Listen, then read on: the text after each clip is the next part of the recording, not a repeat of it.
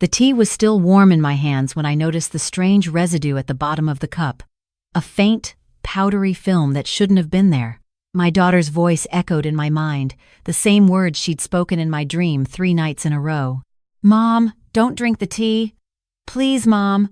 Don't drink the tea Richard makes you. That was yesterday." Now, standing in my kitchen at 2 a.m. with a half-empty cup and a growing sense of dread, I finally understood what my baby girl had been trying to tell me from beyond the grave. But let me start from the beginning. My name is Dorothy, though most people call me Dot. I'm 64 years old, a retired pediatric nurse who spent 38 years caring for other people's children. I thought I knew what my life would look like in retirement. Quiet mornings with coffee, gardening in the afternoons, Sundays with my grandchildren. I thought I was safe. I thought I was loved. My husband Richard and I had been married for 40 years. 4 decades of shared meals, shared beds, shared secrets, or so I believed. We had 2 daughters. I say had because my youngest, Caroline, died 2 years ago. Breast cancer, they said. She was only 34, diagnosed and gone within 8 months. The speed of it still haunts me. One day she was planning her son's 5th birthday party, and the next she was in hospice, her body ravaged by a disease that moved faster than any treatment could keep up with. Or did it? That question would come to torture me later. But at the time, I believed what the doctors told us. I believed what Richard told me. I believed everything because I had no reason not to. My older daughter, Susan, lives about an hour away with her husband Tom and their 2 kids, Maya and little James. Maya is 12 now, all awkward limbs and eye rolls, and James just turned 7. They're my heart.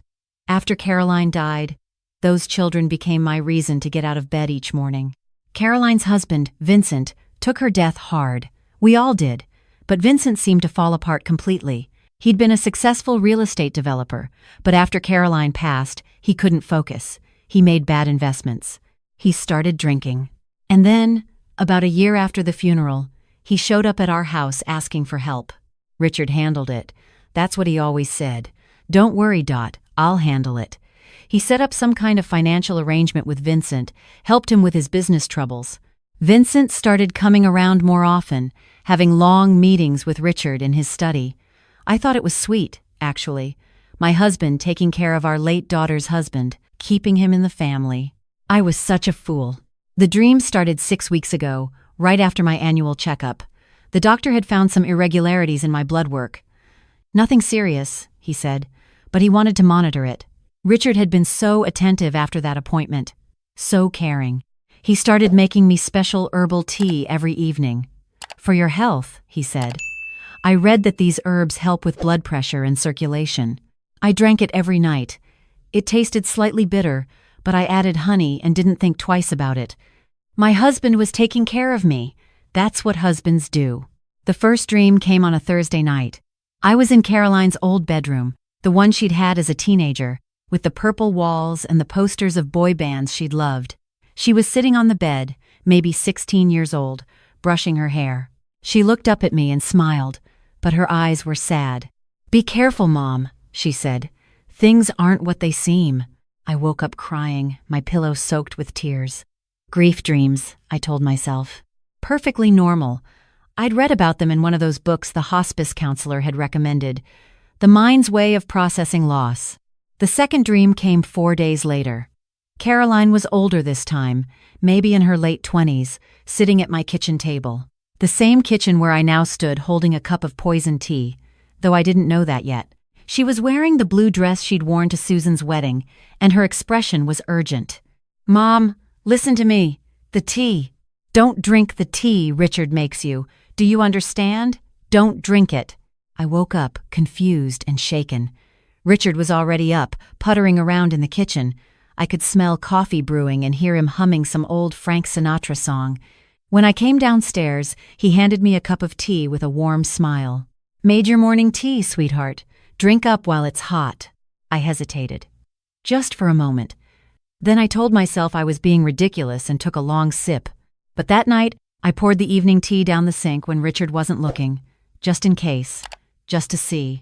The third dream was different. It changed everything. Caroline was 34. the age she was when she died. We were standing in a hospital room, but it wasn't like any hospital I'd worked in. The walls were too white, the light too bright. She grabbed my hands, and I could feel her. Actually feel her skin against mine, warm and real and alive. "Mom, I don't have much time. You have to listen to me. The tea Richard makes you, there's something in it, something that's making you sick, the same thing that made me sick. Please, Mom, I know it sounds crazy, but you have to trust me. You have to stop drinking it, and you have to find out the truth about what happened to me." I woke up gasping, my heart racing so fast I thought I might be having a stroke. The room was ice cold despite it being summer in Virginia. And my hands still felt warm where Caroline had held them. Richard stirred beside me. "You okay, Dot? Bad dream?" "Fine," I managed. "Just fine. Go back to sleep." But I didn't sleep again that night. I lay there in the darkness, listening to my husband's steady breathing, and I thought about my daughter's words. The same thing that made me sick. Caroline had been healthy, young, vibrant, full of life. And then suddenly she had cancer. Aggressive, fast-moving cancer that seemed to come from nowhere. The doctors had been puzzled by how quickly it progressed. They'd tried everything, but nothing worked. What if it wasn't cancer? The thought was insane. I knew it was insane, but I couldn't shake it, and I couldn't shake the way Caroline's eyes had looked in that dream, desperate, pleading, like she was trying to save me from something terrible. The next morning, I started paying attention. Really paying attention, for the first time in 40 years. I noticed how Richard always made my tea himself, bringing it to me in the same blue mug, watching until I took the first sip. I noticed how he'd been scheduling my doctor's appointments lately, always insisting on coming with me, always speaking for me when the doctor asked questions. I noticed how tired I'd been feeling over the past few weeks, how my appetite had decreased, how I sometimes felt dizzy for no reason. Symptoms I'd attributed to grief, to aging, to stress. What if they were symptoms of something else? I started keeping a journal, hidden in the back of my underwear drawer where Richard would never look. I wrote down everything. When I drank the tea, how much, how I felt afterward. Within a week, the pattern was clear. On days when I secretly dumped the tea, I felt better. More energy, clearer head, less nausea. On days when I drank it, I felt terrible. Something was very, very wrong. I needed to know what was in that tea. But I couldn't just ask Richard, couldn't let him know I suspected anything. So I waited until he went to his weekly golf game, and then I searched his study. Richard's study had always been off limits. His private space, he called it, where he handled our finances and did his consulting work. I'd respected that boundary for 40 years. But not anymore. The filing cabinet was locked, but I knew Richard kept a spare key in his desk drawer, hidden under a false bottom. I'd discovered it years ago while looking for stamps. I'd never used it before. Never even been tempted. Now I used it without hesitation. The first thing I found was the insurance policies. 6 of them, all taken out over the past 2 years, all on me. The total death benefit was $2.3 million. I had to read that number 3 times before it sank in. $2.3 million. Richard had essentially bet $2.3 million that I would die. My hands were shaking so badly I could barely turn the pages. But I kept looking. I had to know everything. The next thing I found was worse. Medical records. Not mine. Caroline's. Pages and pages of doctor's visits, lab results, treatment notes. But mixed in with the legitimate documents were other papers. Receipts for something called industrial solvents from a chemical supply company. Printed articles about heavy metal poisoning and how it mimics cancer symptoms. A handwritten note in Richard's careful script listing dosages and timelines. My vision went gray at the edges. I had to sit down on the cold tile floor of his study, my back against the file cabinet, just to keep from passing out. My husband had poisoned my daughter. He had slowly, deliberately, poisoned Caroline until her body gave out, and everyone, including the doctors, thought it was cancer, and now he was doing the same thing to me. The next folder answered the question of why. Financial records going back 5 years. Richard had lost everything. Bad investments, failed business ventures, gambling debts I never knew existed. We were supposed to have a comfortable retirement fund. Instead, we had nothing. Less than nothing. We were nearly $1 million in debt. But Caroline had life insurance, good life insurance, because Vincent had insisted on it when they got married. When she died, the payout was $800,000. The beneficiary should have been Vincent, but I found paperwork showing that Richard had convinced Caroline to change it right before she got sick. Convinced her that the money should go into a trust for her son, with Richard as the trustee. My husband had stolen our dead daughter's life insurance money that was supposed to go to her husband and child, and now he needed more. There was one more folder. This one was labeled DM Estate Planning. DM. Dorothy Mitchell. My initials. Inside, I found emails between Richard and Vincent, dozens of them, going back over a year. They detailed everything, how Vincent had helped Richard access Caroline's insurance money, how they'd split it between them, how they'd planned to do the same thing to me, with Vincent taking a cut in exchange for his help. The latest email was dated just 3 days ago. Richard had written, "Blood work shows progression. Doctor estimates 6 to 8 months if left untreated. Should accelerate timeline for cleaner optics. Birthday dinner next month is target date for final dose." My birthday. My 65th birthday, which was in 4 weeks. Richard was planning to kill me at my own birthday dinner. I took photos of everything. Every document, every email, every damning piece of evidence. My hands were shaking so badly that half the photos came out blurred, but I didn't care. I just kept snapping pictures until my phone's storage was nearly full. Then I carefully put everything back exactly as I'd found it, relocked the cabinet, and walked out of that study on legs that felt like they belonged to someone else. That night, I called Susan. My voice was so calm it scared me. "Honey, I need you to come over tomorrow. Alone. Don't tell anyone, not even Tom. Can you do that?" Susan knew immediately something was wrong. She's always been perceptive that way. "Mom, what's going on? You're scaring me. I can't explain on the phone. Please, Susan, just trust me." The next morning, I showed her everything. The insurance policies, the financial records, the emails, the evidence that her father had murdered her sister. Susan didn't cry. She just went very still, very quiet, like all the color had drained out of her. When she finally spoke, her voice was barely a whisper. "How long have you known?" 3 days, since I searched his study. "And you've been sleeping next to him every night since then?" I didn't have a choice. If he suspects anything. Susan looked at me with something like awe. "Mom, we need to go to the police right now." "With what?" I asked. "Suspicious documents and a bad feeling? That's not enough. Trust me, I've thought about this. We need proof, real proof that he's poisoning me. And we need him to confess. On record." "How?" I told her my plan. She hated it. She argued, cried, threatened to go to the police herself, but in the end, she agreed, because she understood what I understood. We needed Richard and Vincent to believe they'd won, and then we needed to trap them. Over the next 3 weeks, I played the perfect wife. I drank the tea Richard made me, but only pretended to swallow. I'd perfected a technique of holding it in my mouth and then spitting it into a tissue when he looked away. I started collecting samples, storing them in small vials hidden in my sewing kit. I complained about feeling tired, about headaches and nausea, exactly the symptoms he was expecting. Richard was so attentive, so loving. He brought me breakfast in bed. He rubbed my feet while we watched television. He told me how much he loved me, how he couldn't imagine life without me. Every word was a knife in my heart. Meanwhile, Susan was busy.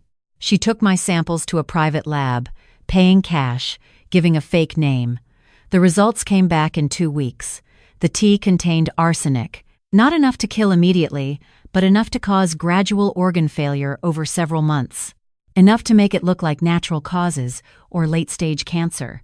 Exactly what had happened to Caroline. We went to the police. Quietly. Secretly. I met with a detective named Harriet Wells, a woman about my age with kind eyes and a sharp mind. I showed her everything, the documents, the lab results, the samples.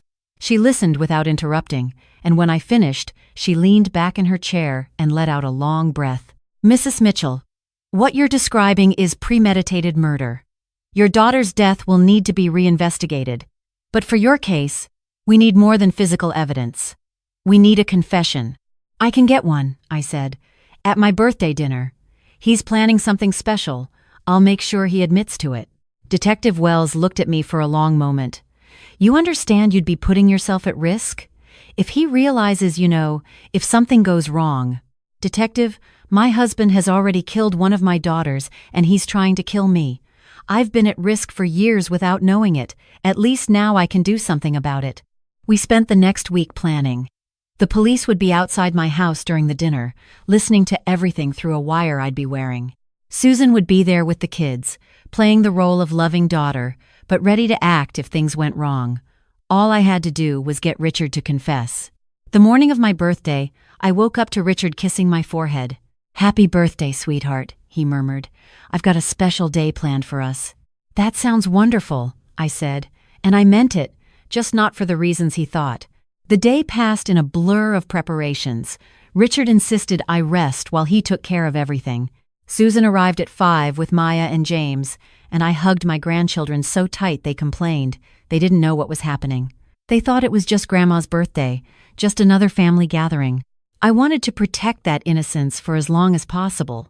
Dinner was elaborate. Richard had ordered catering, something he'd never done before. Filet mignon, roasted vegetables, a beautiful salad, wine that cost more than our monthly grocery bill. He sat at the head of the table like a king surveying his domain, and I watched him, this man I'd loved for 40 years, this man who had killed my child and was planning to kill me. The rage I felt was cold and patient. It had been building for weeks, carefully contained, carefully controlled. I needed to stay calm. I needed to be smart. I needed to get him to talk. "Richard," I said during a lull in conversation, "this is all so wonderful. But I have to ask, why now? We've never done anything this elaborate for my birthday before." He smiled, reaching across to squeeze my hand. "After everything we've been through, after losing Caroline, I realized I haven't appreciated you enough. I want to make every moment count. Every moment." Because he thought I didn't have many left. "You've been so attentive lately," I continued, my voice light and casual. "The special teas, the doctor's appointments, Vincent stopping by all the time to check on us. It's like you're both taking such good care of me." At Vincent's name, Richard's smile flickered. "Just for a moment. Vincent's become like a son to me. He's had such a hard time since Caroline passed. Helping him helps me too." "How exactly have you been helping him? All those meetings in your study?" Susan set down her wine glass, watching. The kids were distracted with their desserts. Everything was in place. Richard's eyes narrowed slightly. "Financial advice? Mostly. Estate planning. Nothing that would interest you." "Interesting," I said, because I found the emails. The silence that followed was absolute. Richard's face went very still. "What emails?" "The ones between you and Vincent. About Caroline's insurance money. About the poison. About your plan for my birthday dinner." Richard's mask dropped. Just like that, 40 years of pretense, of love and partnership, and shared memories, gone. What replaced it was something cold and calculating, something I'd never seen before. "You went through my study." "I did." "You had no right." "You killed our daughter!" My voice broke on the words, all my careful control shattering. "You poisoned Caroline, our baby, and you've been poisoning me for months." Richard stood up slowly, his chair scraping against the floor. Susan rose too, stepping in front of the children. Maya looked terrified. James had started to cry. "You don't understand," Richard said, and his voice was eerily calm. "You don't understand the pressure I've been under. The debts, the failed investments. Everything was falling apart, Dot. Everything. Caroline's insurance money saved us once, and your policies would set us up for life. Vincent and me, we could finally be free." "Free?" I was crying now, tears streaming down my face. "Free of what? Of me? Of your family? Of this?" He gestured wildly at the house, at the table, at the remnants of the birthday dinner. "This prison of suburban mediocrity. I've been dying in this life for years, Dot. You just never noticed. You were too busy with your little hobbies, your grandchildren, your grief. You never saw me. You never saw how much I needed something more. So you killed Caroline. You killed your own daughter because you needed something more? It was supposed to be quick, merciful even. She barely suffered at the end. The words were so monstrous, so casually evil, that for a moment I couldn't breathe. But I needed him to say more. I needed him to confess to everything. And me? Was it going to be merciful for me too? Richard's smile was terrible. You would have gone to sleep tonight and never woken up. Peaceful. Quiet. No pain. And then I would have collected the insurance, paid off the debts, and started over. Without you, without any of this. With Vincent understood me. He saw what I could be, what I could have if I wasn't tied down. We had plans, Dot. Big plans. But you had to go snooping. You had to ruin everything. He stepped toward me, and I saw Susan move, saw her reaching for her phone, but I held up my hand. One more question, Richard. Did you tamper with Caroline's medical treatment? Did you do something to make her cancer worse? He laughed. It was the most horrible sound I'd ever heard. Cancer? You still think it was cancer? There was no cancer, Dot. I gave her the same thing I gave you, just faster, stronger. By the time anyone thought to look, it was already in her bones, her liver, her brain. The doctors saw what they expected to see. A young mother, struck down by tragedy, so sad, so unexpected. My heart shattered into a million pieces. My baby girl, my Caroline, murdered by her own father while I held her hand and watched her die, and never suspected. It's over, Richard. My voice came from somewhere far away. The police are outside. They've heard everything. For 1 second, his face went blank with shock. Then, he lunged for me. He never made it. The door burst open, and Detective Wells came through with 3 officers behind her. They had Richard on the ground and in handcuffs before I could even react. Susan grabbed the children and hustled them into the kitchen, shielding them from the sight of their grandfather being arrested.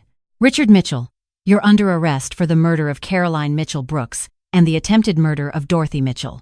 You have the right to remain silent. The words washed over me like water. I sat back down at the table, surrounded by the ruins of my birthday dinner, and I cried. I cried for Caroline, who had tried to warn me from beyond death. I cried for Susan, who had just watched her father confess to killing her sister. I cried for my grandchildren, who would grow up knowing their grandfather was a monster. And I cried for myself. For 40 years of a marriage built on lies. For the woman I used to be, who trusted and loved and believed she was safe. That woman was gone now. Someone harder had taken her place. Vincent was arrested 2 hours later, caught trying to flee to the airport with a suitcase full of cash. Cash that investigation would later trace back to Caroline's life insurance payout. He tried to claim he was a victim too, that Richard had manipulated him, forced him into the scheme. But the emails told a different story. He'd been an eager participant from the beginning, helping Richard plan Caroline's murder in exchange for a cut of the money. The investigation into Caroline's death took months. They exhumed her body. They found what I already knew. No cancer. Just poison, the same arsenic that had been slowly killing me, but in much higher doses. The official cause of death was changed from breast cancer to homicide. My baby finally got justice, even if it came too late. The trial was brutal. It made national news. The betrayed wife, the murdered daughter, the father-in-law who helped kill his own wife. People couldn't get enough of it. True crime podcasts did episodes about us. News cameras camped outside my new apartment, the one I'd moved to after selling the house I'd shared with Richard for 30 years. I testified for 2 days. I told them about the dreams, about Caroline's warnings, about searching the study and finding the truth. I told them about drinking poisoned tea every night while my husband smiled and told me he loved me. The jury listened with their mouths open, their eyes full of horror and pity. Richard was convicted of first-degree murder and attempted first-degree murder. The judge sentenced him to life without parole. He's 68 years old. He'll die in prison, the same way he planned for me to die. Alone and afraid. Vincent got 25 years for conspiracy to commit murder and accessory to murder. He'll be 62 when he gets out, if he makes it that long. It's been 14 months since that birthday dinner. I'm 65 now, healthy for the first time in years. The doctors were amazed at my recovery once I stopped drinking the tea. All those symptoms that made Richard think his plan was working, gone within weeks. I live closer to Susan now. We see each other every week, sometimes more. The trauma of what happened has brought us closer together in ways I never expected. We talk about Caroline constantly, keeping her memory alive, making sure Maya and James remember their aunt. Speaking of the children, they're in therapy. Good therapy, with a specialist who helps kids process family trauma. It's slow going. Maya understands more than we'd like. She knows what her grandfather did, knows her aunt was murdered. Some nights she has nightmares. But she's strong, my Maya.